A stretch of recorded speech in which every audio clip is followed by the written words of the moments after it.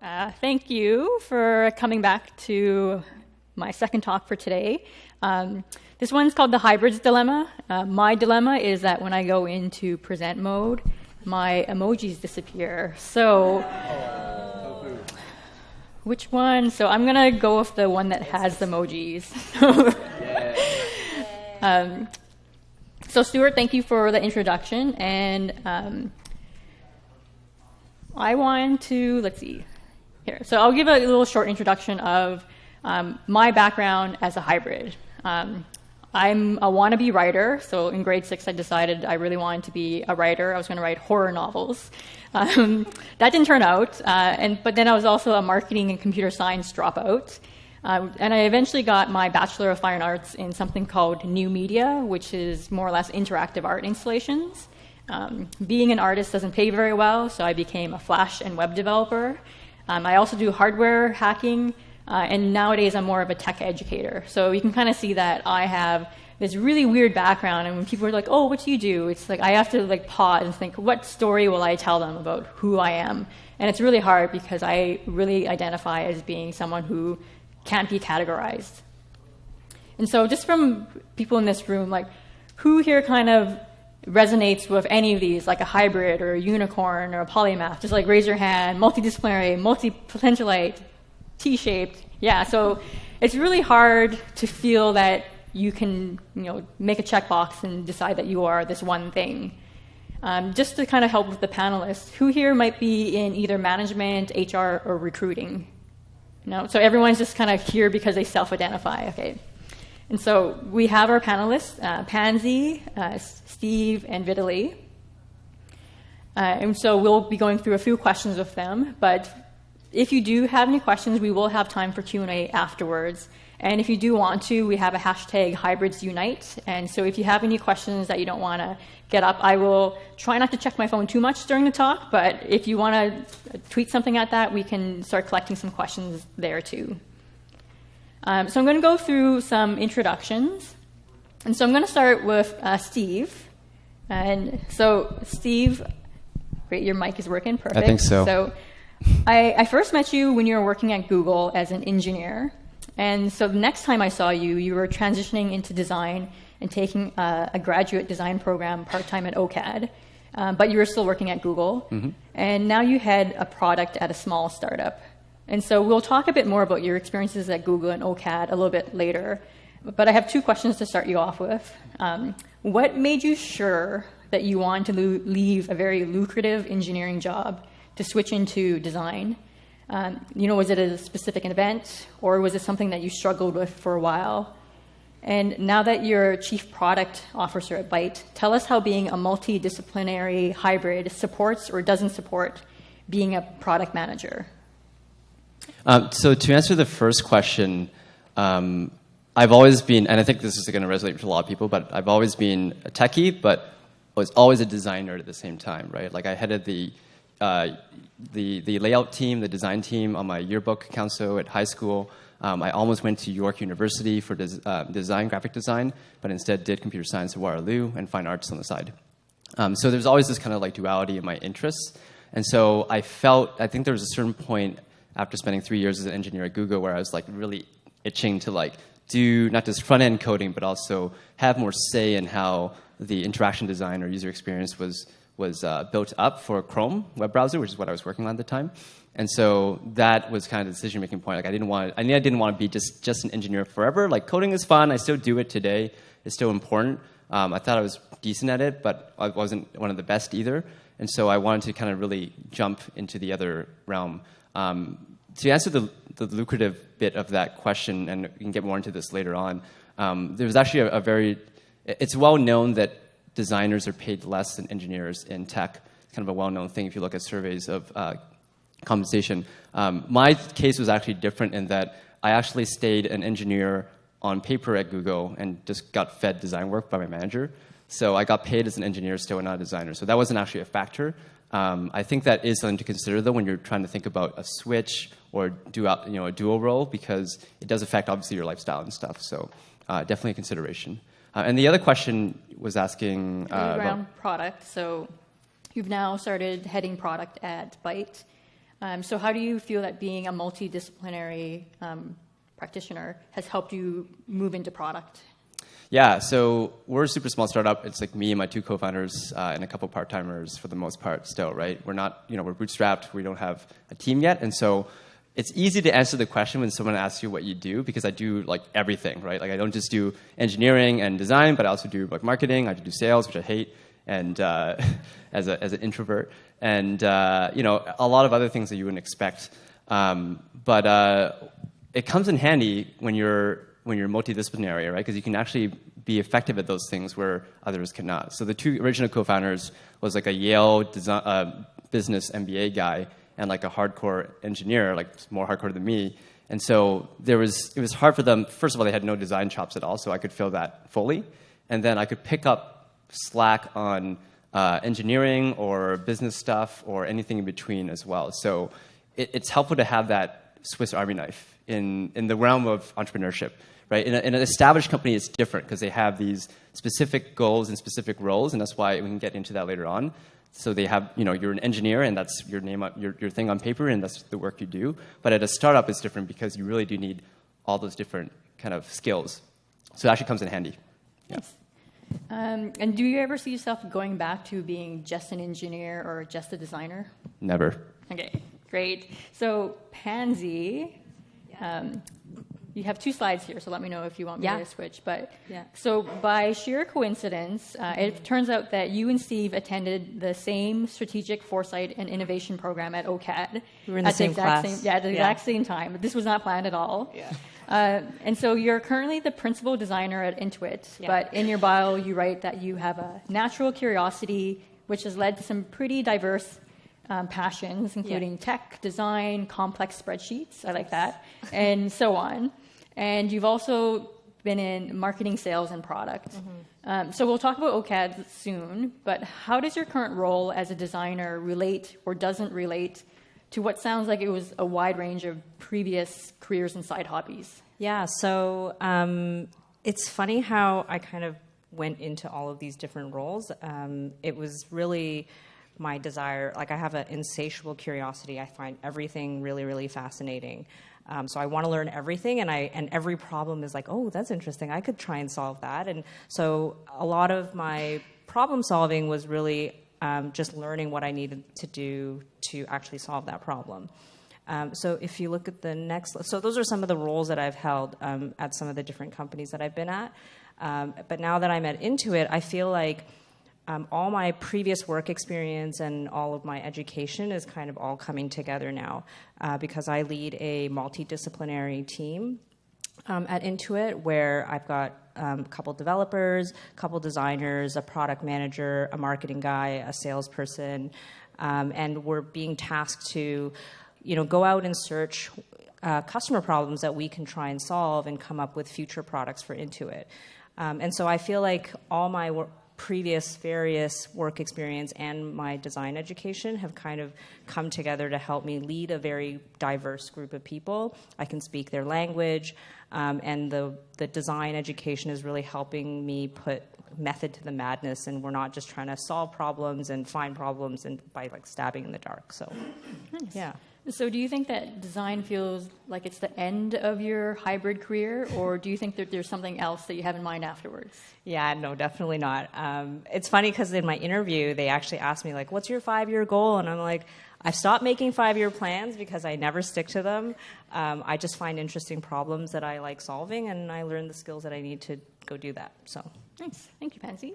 And so our final panelist, Vitaly. Hello. You are the co-founder and editor-in-chief at Smashing Magazine, which produces articles and books for professional web designers and developers. But correct me if I'm wrong, it skews a bit more towards the design side. How much of your background in both computer science and design, plus your early experience as a freelance web designer, define the content and target audience of Smashing Magazine? Right. First of all, I really appreciate the fact that there's only one line on this slide. Like, this is the only thing I did in my life. I can edit it now. No, that's okay. But the thing is, I think it's really, really important to keep it this way because this is how I identify myself, and this is how most of you will identify yourselves also with some roles, right? But I know that I do so many different things that kind of make me this. right? Which is very, very important. So I studied computer science and mathematics when I was a kid. My father was really into software development, so he desperately wanted me to learn C++, and he mastered Fortran, something like that. And so I had to study it as well when I was like 10 or 11. And so he brought me into this entire software development world. And I had to study computer science, and I mastered PHP and Java because I was supposed to, but I never felt like this is really what makes me very happy. So over time, I was actually doing the stuff on the side, and I was earning money with it. But the main part which brings me here is that the things I learned when I was studying was not necessarily like design, not necessarily editing or copywriting or anything of that kind, but it brought me this sense of focus and attention to detail, which I learned to master, because you can't make too many mistakes in your software. I mean, especially when I was studying, it was a really big deal. I mean, you had to really quality control was immense. So I had to really force myself to be very precise in my work and be very focused and really learn how to be disciplined, I think. And most important, and this is, I think, the most important thing I learned, which defines everything on the site today as well, the attention to quality, like being really aware of what it means to stand for something. And again, this is not necessarily like a development skill that you learn, but this is like a social skill that I learned along the way. And this brought us to the magazine being kind of a very versatile thing. It's, as you said, it's maybe skewed towards designers, but I would love it to be more centered around everything web. It never was the goal to be a front-end magazine or a design magazine. It was a web magazine from day one. And this is very important because it kind of reflects nicely the way I was studying and the way I, progressed in my career. Nice, thank you. And that actually answered my other question that I had for you. So I'm going to go into my first category of topic, which is schooling and graduate studies. So I definitely see a correlation between hybrids and their very nonlinear and long path through traditional education systems. I think almost everyone on this panel has gone through multiple university programs. Is that correct? Like everyone's been in school for a while, and so most have achieved a master's degree. I personally switched programs in university like multiple times and took time off from work to actually go back to school. So I constantly feel the pull of going back to school to get like another degree because I feel like I'm missing something. But since I don't want to spend another 4 years somewhere, I'm just kind of like a student of YouTube. And so a question to everyone is, how important was formal education to your development as a hybrid, both career-wise and psychologically? One thing I would say is that, so we studied, just for some context, we studied in a program at OCAD called Strategic Foresight and Innovation. Mm-hmm. It's a Master's of Design. But when people ask me about like whether or not that contributed to my work as like a software designer, I say like kind of no, like not really. Right, because in that program we design like systems and business models and like policy and so on, not really tangible things or even software like pixels, right? So in that sense, like for me, that was more about scratching the general itch of being interested in the overarching problem of design rather than tactically what we do day to day as an interaction designer or UX designer.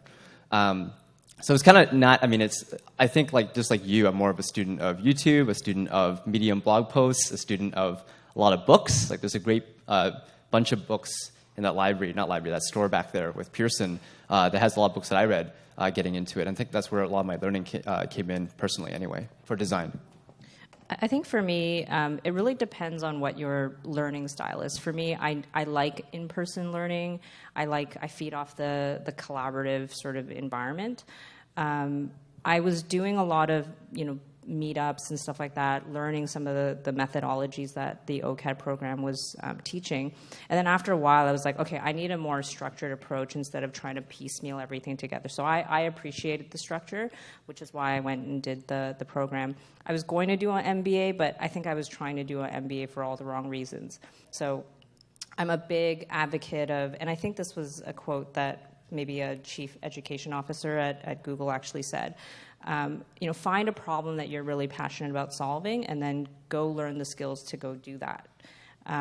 So if formal education is the way that gets you to that, I totally recommend it. But if you can also, learn that skill through YouTube, then, whatever really suits your learning style is really the best way to go learn that. For me, I guess it was mostly critical thinking along the way, because I was also freelancing when I was studying. I wouldn't say that the things I studied actually shaped, profoundly shaped what kind of critically important for what I'm doing now. But again, they shaped me as a person, they shaped my focus and brought me focus to what I'm doing. But I think it's, especially today where everything is so diverse, I don't know if I can trust formal education, if I'm being very honest. I don't know how many of you, but I'm working with many companies, and they tend to just ignore CVs. They look at open source projects, they look at GitHub if you're doing something, if you have any side projects. They want to kind of get the full package, but they don't necessarily trust that academia can teach us, or like people sitting here in the room, front end. I mean, how many of you have studied front end or web or design and then became designers or front end developers? Who has a real formal education? Not many, right? And it's actually very common as well, because at least I don't know what it's like here in Canada, but in Europe, it's very difficult to find any university that would teach good skills in terms of front end and interaction design. That's very rare. So this is why kind of having some sort of experience of playing like with YouTube or just as a side project on the side, what you do like on a Saturday and Sunday, is I think way more important to develop your skills. Yeah, I think the ability to be self-taught in both like software engineering, programming, development, and design, especially like UX and interaction design, where there's like a lot of known like skills, tactics, kind of factoids knowledge. A lot of that is self-learned, and the best people I meet at companies like Google and elsewhere they're not entirely self-taught. They might have gone to like a school for graphic design or something, but the skills needed for their work is self-taught, right? And I think you're starting to see like OCAD has an interaction design courses popping up. Of course, there's all the boot camps as well. But a lot of it still comes up as self-taught. I had a question for you, Vitaly, actually. So you mentioned your dad earlier as an early influence in your programming and computer science kind of learning. Like, would you say the mentorship was big for you as well? Well, I didn't get mentorship up until very late, actually. So I didn't even believe in the concept of mentorship, to be perfectly honest. I thought I know everything anyway. I'll figure it out on my own. I don't need a mentor to tell me what to do. But then, like 5 years ago, I realized that I actually need people, not necessarily technically speaking, like people who have tremendous development skills or design skills, but even on personal level, people who are just older than me, who can teach me things like how to be a good father, these kind of things. Mm-hmm. So I do believe in mentorship now, but and I do have people who I regularly talk to about, I have no idea about React yet. Well, yeah.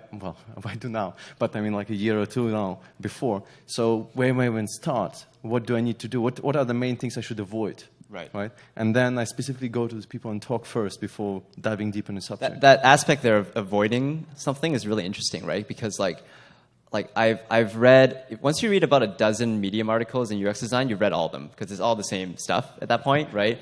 You guys have seen patterns out there, I'm pretty sure. So a big part of the self-learning part, I find, was developing a good filter for what's worth your time and is useful new knowledge and what is not.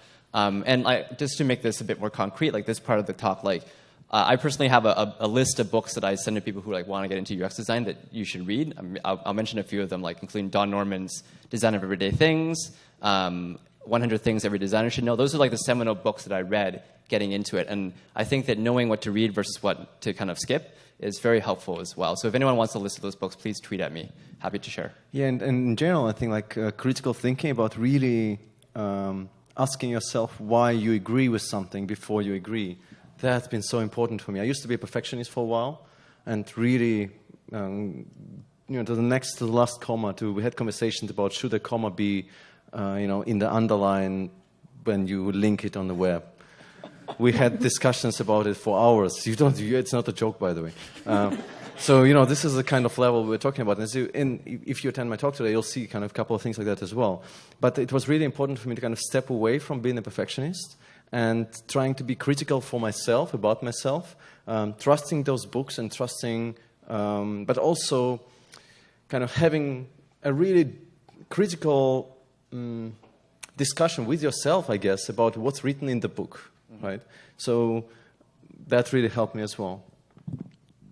Is there, I think we've touched a bit on advice, but if someone here, say in the room, was kind of just trying to figure out the differences of, or the benefits of going formal education, like say even a boot camp, which is not as long as the university program, versus like something more informal, like an internship or a side project, what kind of advice would you give to someone who might be asking that question of themselves right now? They're in a fork and they want to know, how should they start learning or pick back up on something?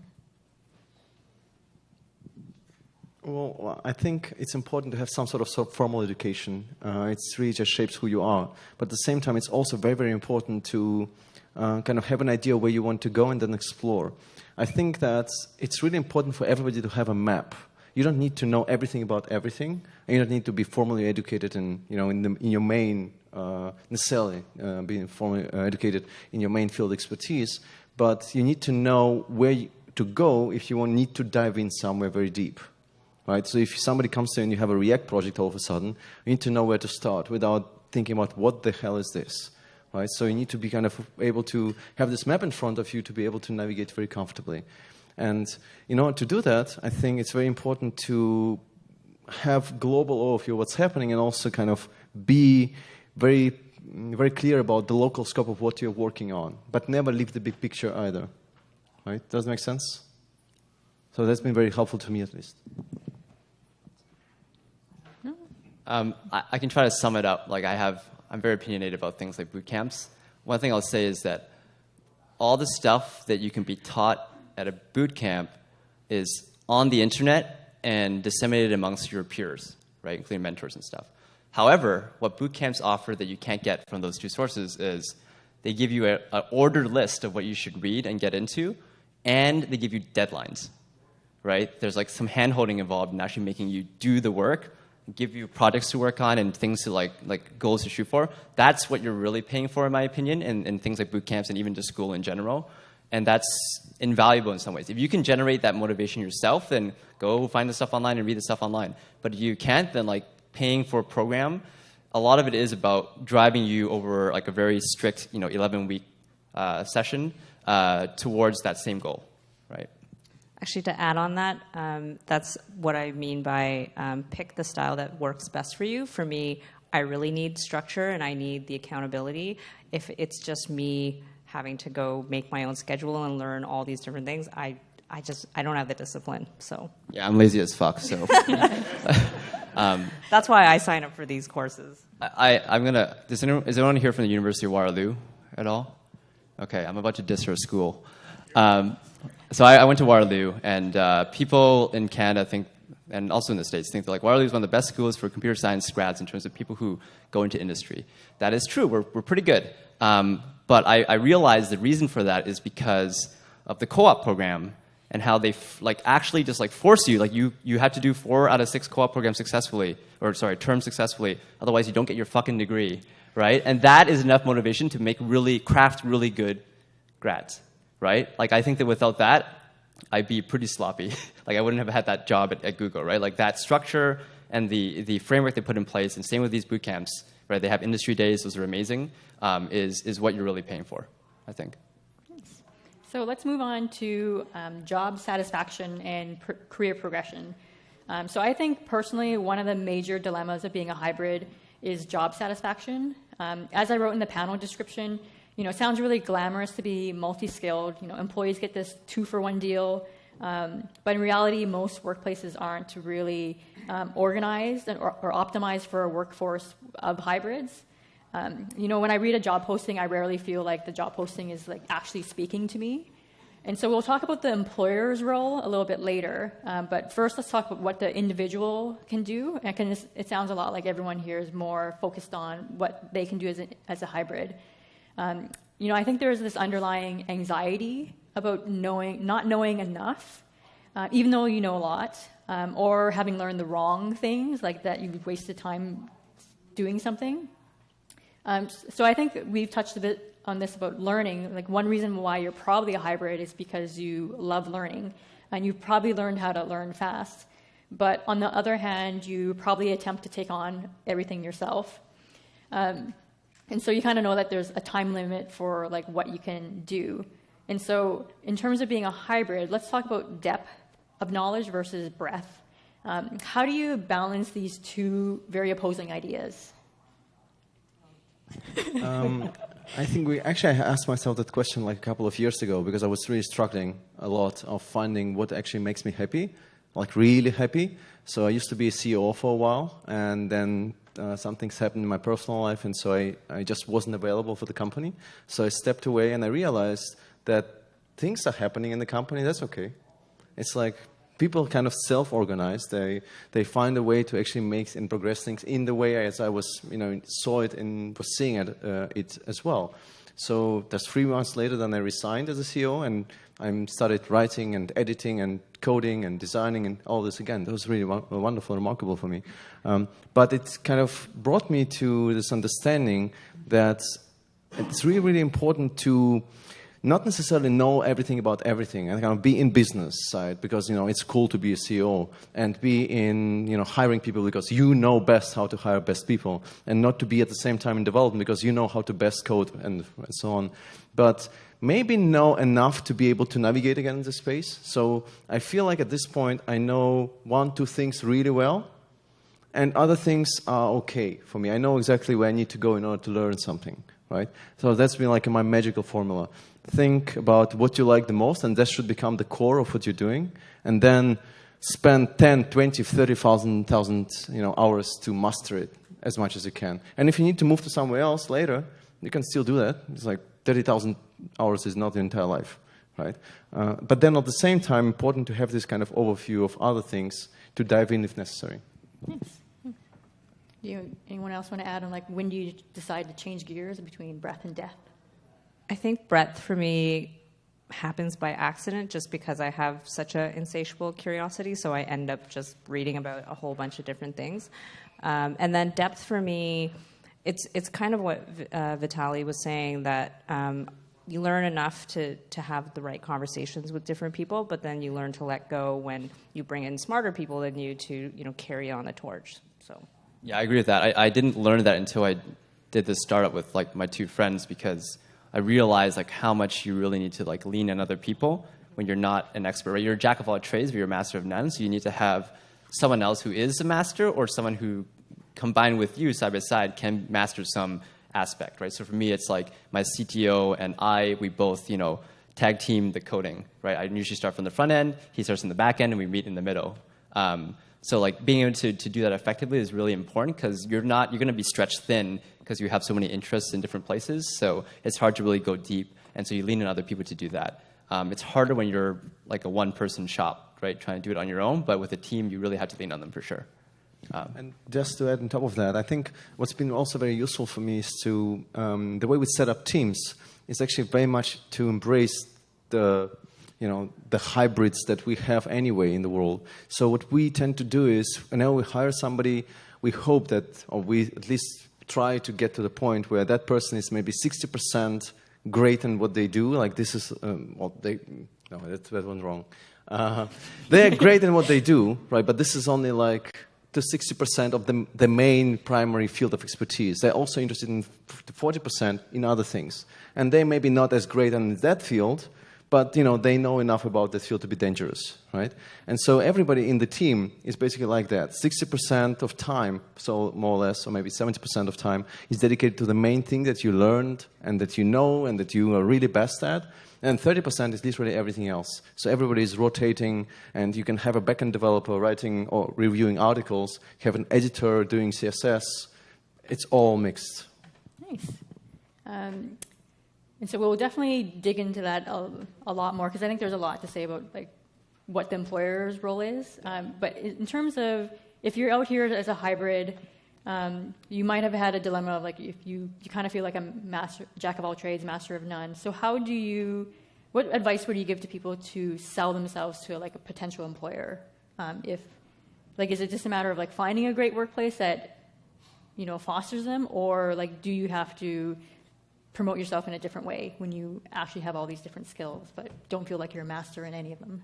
I think that this question is indeed the hybrid's dilemma in terms of trying to get a job, right? Because everybody wants that fucking full stack developer or that hardcore engineer, they don't give a shit that you can do cool shit in Sketch. Like, that's irrelevant to them, right? Or they want a UX designer who's like ace in interaction design. If you can code, actually for designers it's interesting, it's different. Nowadays for designers, being able to code is something that I think recruiters are taking into account a little bit more. Hiring managers care a little bit more. But the other way around, engineers trying to do design, not so much. And so my advice and my personal path there was like, get a job as one, and then fucking like deke and do the other thing while you're there. And hopefully you're at a company where they're open to that. If they're not, then there's strategies for how you can make them open to that, and we can talk about that some more. But it is tough, right? Because they are hiring based on a set of like a bullet point list of things in a job brief. And if you don't fit that really, really well compared to a competitor, you won't get that job. So it is tough. I think about some of the roles that I've been able to work in and how I got those roles. Some of them were just coworkers that I had previously worked with, and so just in conversations if we're at parties. I mean, not to advocate talking about work at parties, but sometimes you end up talking about work, and your hybridness kind of comes out in the conversation. And it may not lead to a job today or tomorrow, but I've had, I was talking to a friend maybe a year ago before I joined Intuit, and they ended up having this problem that they felt that my weird background could help with. So that's kind of how I ended up at Intuit. But I think the other way is if you're in a company, volunteering for projects that you find are interesting, if your boss allows that for that, and this is maybe where the employer has to play part of that role.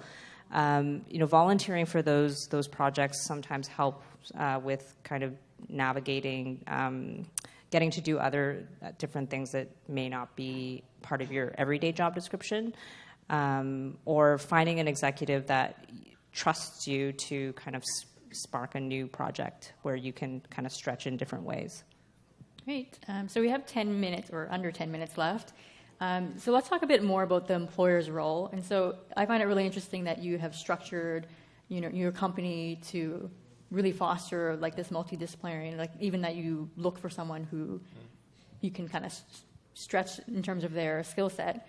Do you see more workplaces changing to embrace hybrids?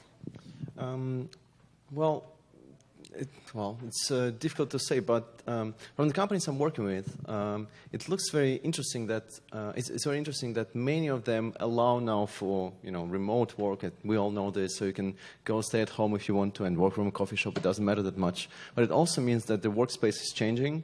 So the offices become smaller, in a way.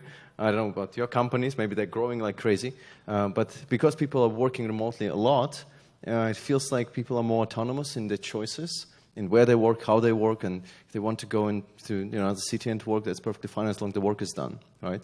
And it has to deal also with the fact that we decided not to hire ninja developers or ninja designers, like the first-class designers at all anymore, because very often they turn out to be not really good team players. So we had this conversation a lot, where you just bring the best in the field, right? The best person for the job. But then we realized quite quickly they really totally ruined the atmosphere in the company, which is a bit more, friendly, open-minded. Everybody, there is no hierarchy in a way that you always respond to somebody and then you respond to somebody else. So if you are a certain small size, we have like 25 people at this point, where it's still manageable. It's really important to kind of be on the same level, I would say. So having team players who are willing to learn, that's what's been the most kind of the magical formula for me. Nice. Do either of you have advice kind of for what can companies do to help foster more of a hybrid culture? I mean, I find unstructured time to be great, and working for smaller companies also really helps with, getting to stretch in different ways. It's tough, right? Because like at Google, for instance, I had a hard time becoming promoted because I was an engineer on paper, but I was doing design work, right? So they were really not structured at all for that role. But what was kind of nice was within the company, and that was like the system, right? The man. The individual mentors, like my two managers, my engineer manager, my design manager, we're really working hard to position the package you put together for promotion so that you can still get promoted despite what you were doing. So it's a lot of it really does lean on more so the individual people, usually your manager, right, a flexible manager or peers, than it does lean on, say, HR changing their policies or the whole engineering department changing the way they set up the ladder, right? So you really got to look for those people who are willing to champion your kind of path, like they have empathy for your path as a hybrid, more so than looking at like systemic change, because that's very difficult, I think, still today. Thanks. And so, do I have time for an audience Q&A question? Oh, yes. Okay. So are there any questions for the panelists from the live audience while I look rude and look at my phone and see if anyone's posted on Twitter? Yeah? Yes, there is one. I find the small companies are pretty flexible, pulling in hybrid developers and that sort of thing. How would you sell yourself to Google or a bank or something, a large company, who are usually looking to fill in those bullet points in the job description? How would you, as a hybrid, get a job at those places? Yeah, I think I had to lean back on my kind of dissatisfying answer from before, where you really have to go in as one role and then move over to a hybrid role or a different role, right? So Google in particular, they have some, and I've seen this at other kind of bigger tech companies too, they have some roles that are kind of both. Like they have some roles there's like design engineer roles that are popping up now, and specifically front-end dev. Google doesn't do like specific roles as much. They do more generalist, but I have seen front-end devs where they do let you work more closely on UX as well. So it's coming a little bit, but most of the time you really do have to still play by their game, which is difficult. I think one thing you can do though is to make a strong case for being like, say, a strong engineer or a strong UX designer, and find a good way to feed in that you've worked on the other things, because recruiters or at least hiring managers who care about hybrids will see that, oh, like this person has experience working closely with UX and doing UX him or herself as well. And so they may pick that over a competing candidate in some cases. I'd also say there are some roles out there that really value hybrids. So product managers, for example, are great roles. You can't really go to school for product management. You kind of grow into those roles and you learn the ropes.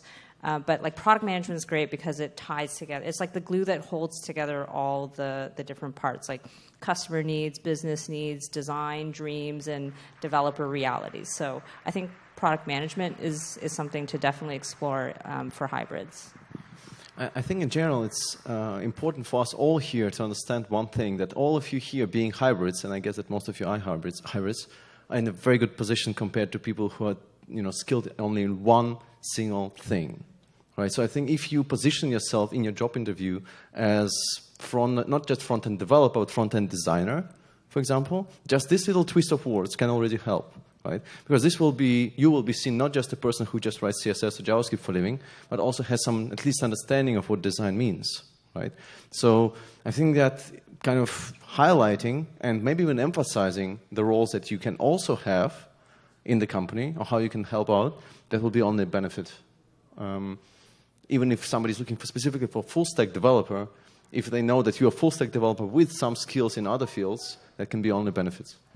Nice, thank you. So I think we are out of time. If there are any other questions, feel free to tweet them out, and I'm sure we can have a discussion, continue the discussion online. So thank you, Pansy, Steve, and Vitaly for this great panel, and thank you very much. Thank you, Pearl.